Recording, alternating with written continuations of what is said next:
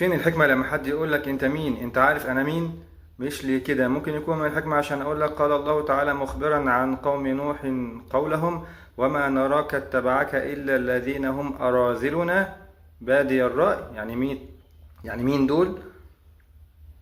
وما نرى لكم علينا من فضل بل نظنكم كاذبين. ثم قال الله تعالى ويصنع الفلك وكلما مر عليه ملأ من قومه سخروا منه.